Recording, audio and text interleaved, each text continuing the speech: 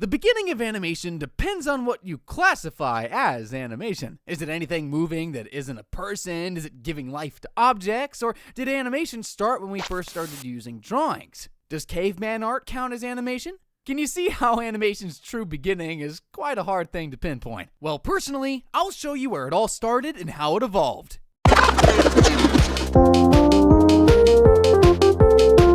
Animation theory. The start of animation is shadow play. No, not some recording software from NVIDIA, but the art of moving things against a light to form shadows on a wall. Not only did it eventually inspire the creation of other techniques, but it also works exactly how animation is typically described by the Oxford Dictionary: create an illusion of movement. The magic lantern fully replaced shadow play by the mid-19th century. The magic lantern, and no, it's not some sort of lamp filled with actual magic, is... No, I said stay out! Genie, out! Genie, I swear, I will put you back into that lamp! As I was saying before, I was rudely interrupted. The magic lantern used a mirror behind a light to reflect an image onto a wall. This was considered better because it was the exact same experience every time. But the cost of entry was much higher, mainly due to all the frames having to be hand-painted. The start of what we could also consider animation, or at least modern animation, begins with a man named Émile Reynaud. Émile pioneered the way with his invention, the théâtre optique, or in English, the optical theater. It was basically a bigger and better version of the magic lantern, but you could switch out the frames. And because the size was a standard 6cm by 6cm, there was no need to worry about frames fitting. J. Stuart Blackton used this new technology to add animations to his films. His film, The Enchanted Drawing, can be regarded as the first theatrical film recorded that included animated elements. But this wasn't true animation, as this was merely add-ons to already existing footage. The first stop-motion animation is considered to be made by Alexander Shiryaev in Russia during 1906, but this is highly... I would really appreciate it if you liked and subscribed.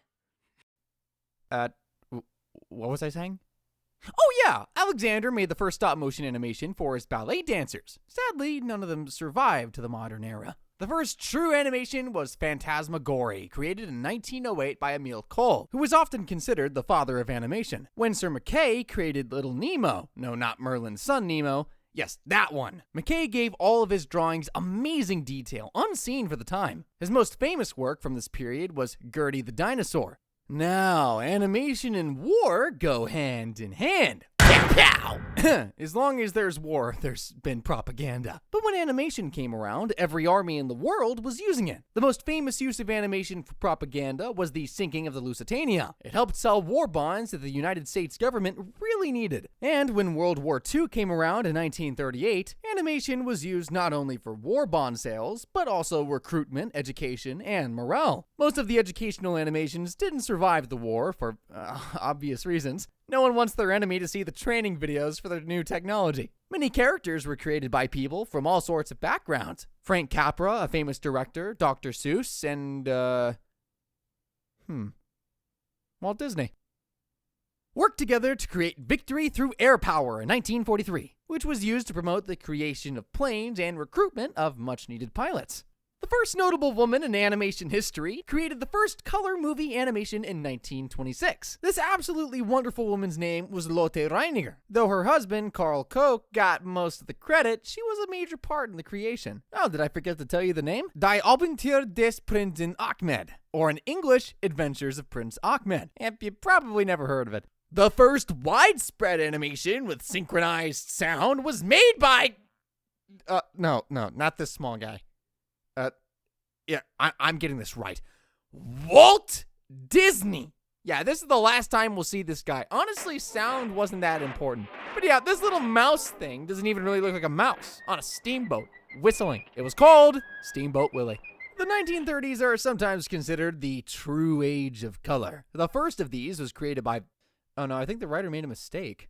Walt Disney. Yeah, apparently it was called Flowers and Trees. Very technologically impressive for the time, especially considering it was made during the Great Depression. Actually, the Great Depression didn't really hurt the animation industry all that much. I mean, yeah, ticket sales were low, but they still made great innovations. After proper color, the next big thing was the multi-plane camera, which made it increasingly easier to make a better background with actual depth, and added the capability of a foreground altogether. The first commercially successful full feature-length film was Snow White and the Seven Dwarfs, released in December of 1937 by, of course, my writer made another mistake, Walt Disney. This guy must be a placeholder or something. Where's the real script? Oh, this is the real script. Sadly, most animation died after World War II ended, mainly because the general public didn't want anything but Disney-style animations. Okay, who's writing these scripts? They most definitely don't know the history. Well, hopefully the general public grew tired of the most boring style. Well, actually, they continued to only like the Disney style until the late 1970s. Of course they did. Another reason is animation during this time was increasingly expensive, and to be honest, maybe it's a good thing we went down this route. I mean, we wouldn't want to end up with some low-quality stuff made in Japan. Huh? Wait, what are you saying? Oh, people get offended if we say that? I mean, Japanese animation's great. Nothing wrong with slow frame rates and repetitive stories and isekais. Moving on. To answer the question, no, caveman drawings does not count as animation. But that's just history. Animation history! Thanks for watching. I've always wanted to do that.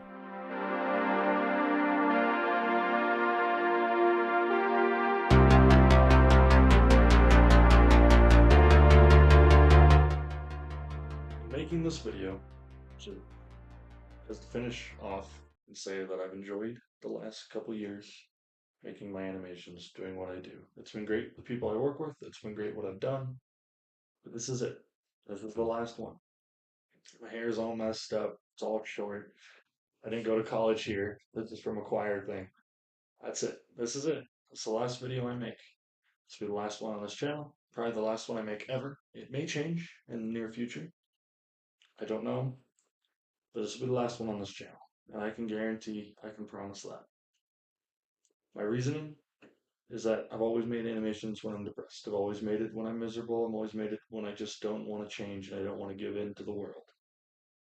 I made this animation, finish a project that I started almost over 2 years ago, I think, with a team of very dedicated and very good people that, sadly, as of now, I don't really talk to most of them.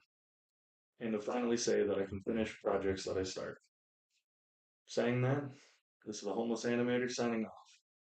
I hope you enjoyed my last one.